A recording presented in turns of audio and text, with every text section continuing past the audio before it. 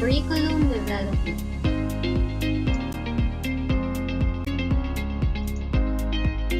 Curriculum design or curriculum organization refers to the arrangement of elements of a curriculum into a substantive entity.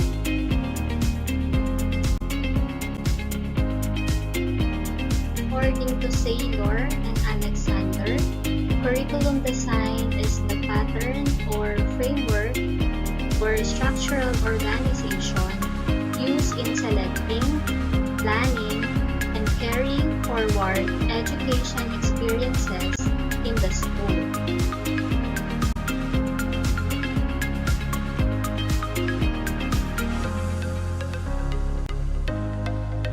Why do we need a curriculum development?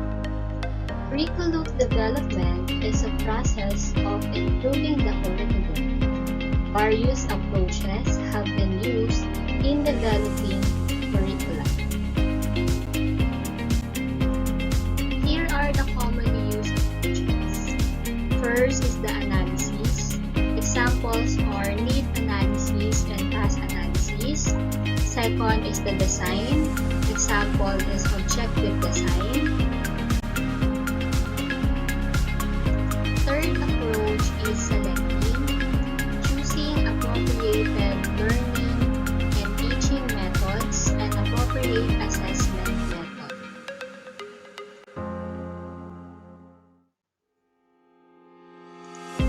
Next is the formation of the Curriculum Implementation Committee and Curriculum Evaluation Committee. Lastly is the review or the Curriculum Review Committee.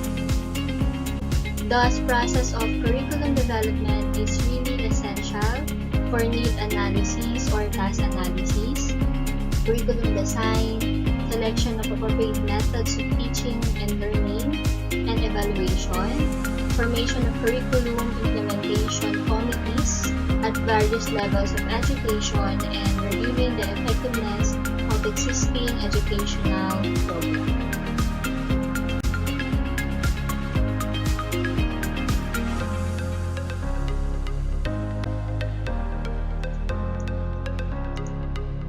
Curriculum refers both organized and informal activities of school life.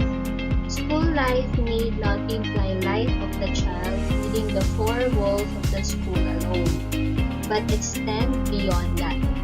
The place and importance of the curriculum in the educative process needs no re-emphasis. The following are the basic principles of curriculum construction.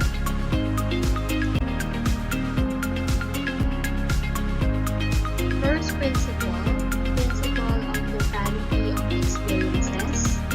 Curriculum in this context does not mean only the academic subjects traditionally taught in the school, but it includes the totality of experiences.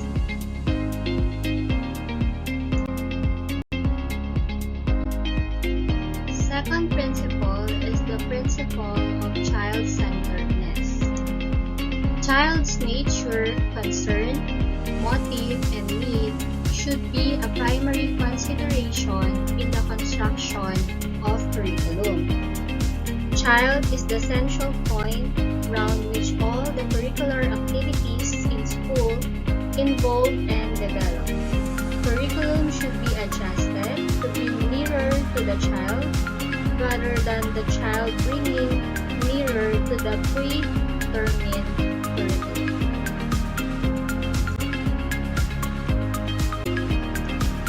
Third principle is the principle of conservation and creativity. An effective curriculum must be based on the principle of conservation and creativity. We should include those subjects and experiences which help in the conservation of cultural heritage. A modern curriculum cannot be static. Subjects should be included in the curriculum, which will enable the child to exercise his constructive and creative powers. principle is the principle of integration. Various subjects included in the curriculum at a particular stage of education should be integrated and correlated with many other as well as with the real life of pupils. The school curriculum should promote unified studies which have direct connection with life. Fifth principle is the principle of flexibility. Curriculum should follow the principle of flexibility and dynamism. It should allow desirable changes and modifications of its contents from time to time in order to keep it up to date. Sixth principle is the principle of utility. It is a very important principle that at the time of curriculum construction, utility instead of special knowledge or logical sequence should be the base. Only that which is useful to the individual and society should be included in the curriculum, and that which is not useful should be excluded.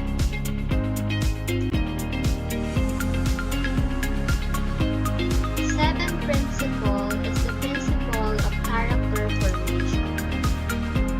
Aim of curriculum identifies itself with development of character and personality in the students. It should train their desirable traits and qualities of character through the program of rules, regulations, and routines. Effective education should form part of curriculum for this character training.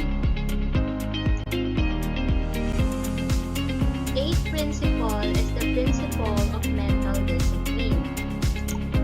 One major task of curriculum is to train the various mental faculties or powers of the learner for their efficiency and precision. Mental powers of individual is to be developed through the cognitive training and practices.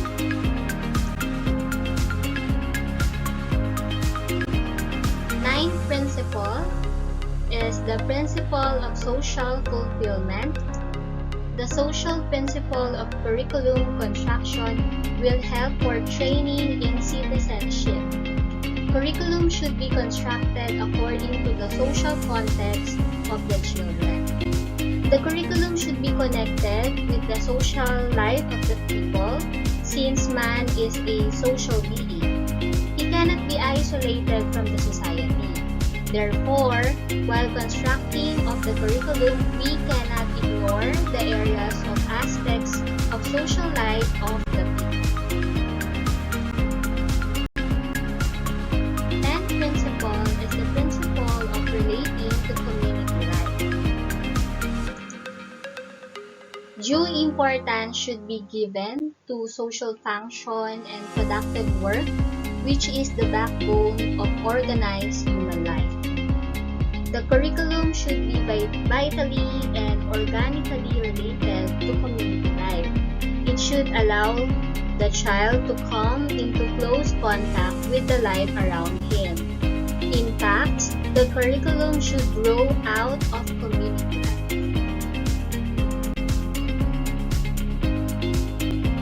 11th principle is the principle of training for leisure.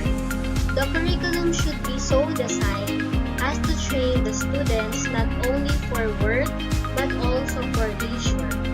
Attempts should be made to include variety of co-curricular and extracurricular activities such as social, athletic sports, and games and dramatics, etc. Such a curriculum will help the adolescents to release their pent-up emotions in a socially desirable channel. Lastly, principle of correlation. Curriculum should not ignore the natural affinity that exists in between the subjects. It should combine correlate between theory and practice of knowledge. It should aim at giving a correlative view of knowledge to the students instead of compartmentalizing the subjects.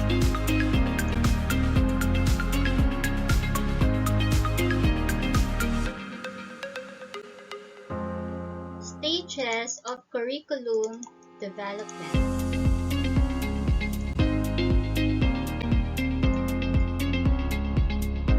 First stage is the assessment of education needs. Stage 2, formulation of objectives. Stage 3, the selection of learning experiences to attain these objectives.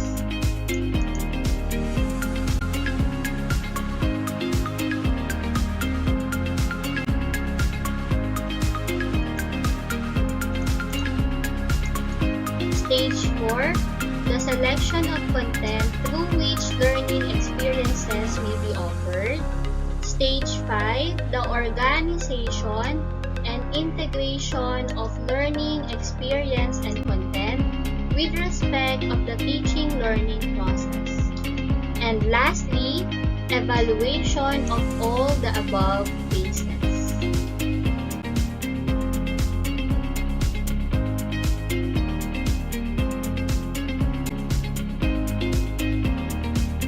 There are various patterns adopted in organizing the curriculum by giving importance to a particular idea or aspect as the focus of the curriculum organization.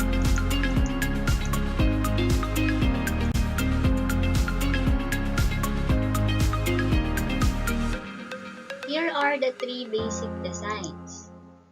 First, subject-centered. Second, learner-centered. And lastly, problem-centered.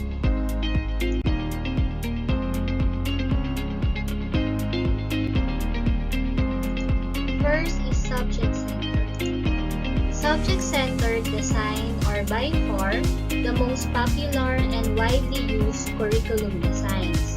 This is because knowledge and content are well accepted as integral parts of the curriculum. Schools have a strong history of academic rationalism. Furthermore, the materials available for school use also reflect a content organizations. Under this design, we have four types: subject area design, discipline design, broad field design, and correlation design.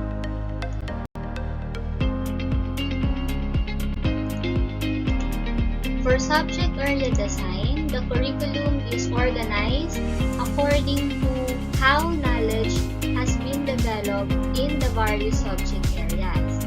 To educators, each separate subject represents a specialized and unique body of content. The basis for content organization is primarily the division of labor accepted by academic scholars who have over the years agreed on ways in which to organize the subjects, example, history, anthropology, literature, economics, mathematics, chemistry, and so on. It argues to organize the curriculum into lots of subjects. Each subject purposely sets forth its special qualified knowledge system.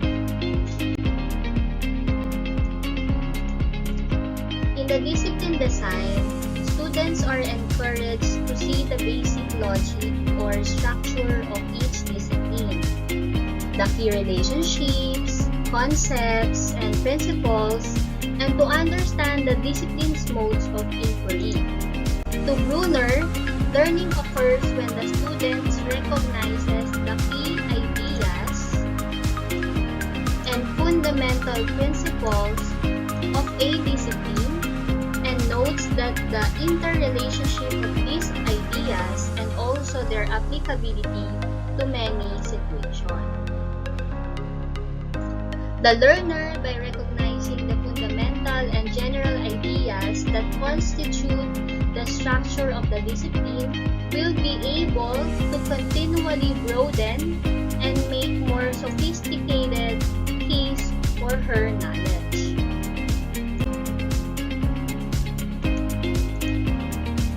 Broad field design. It represents an effort to fuse and integrate the subject matter of closely related disciplines or school subjects. The basic consideration in broad field design is of ways to bring into a broad organization of those subject matter elements which have certain relationship. It fosters actual fusion of closely related knowledge. The bringing out of apparent ties tend to make learning more meaningful.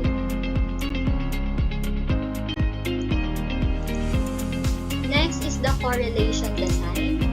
Correlation is a design employed by those who do realize that there are times when separate subjects require some linkage in order to reduce fragmentation of curricular components.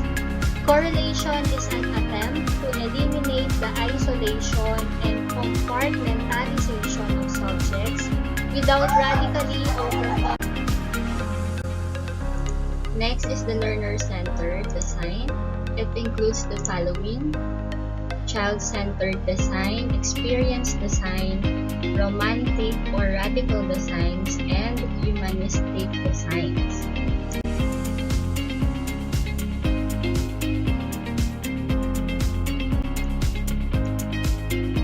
Child-centered design. All school learning activities should be centered on the felt needs and interests of the child.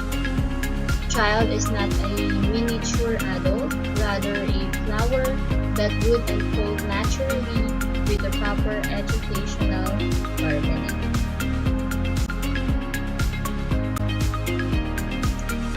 Next is the experience design. The interests and needs of children cannot be anticipated, and therefore a curriculum framework cannot be planned for all children. Experience-centered curriculum designs closely resemble the child-centered design in that they use the concerns of children as the basis for organizing the children's schoolwork.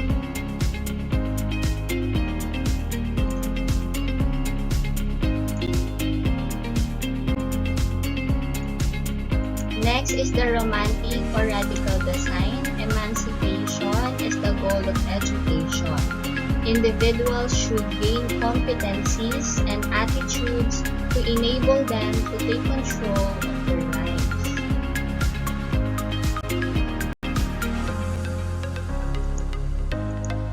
Next is the humanistic designs. The goal of education are related to the ideals of personal growth, integrity, and autonomy.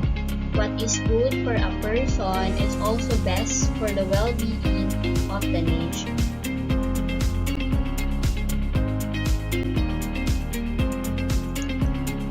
Next is the problem-centered design.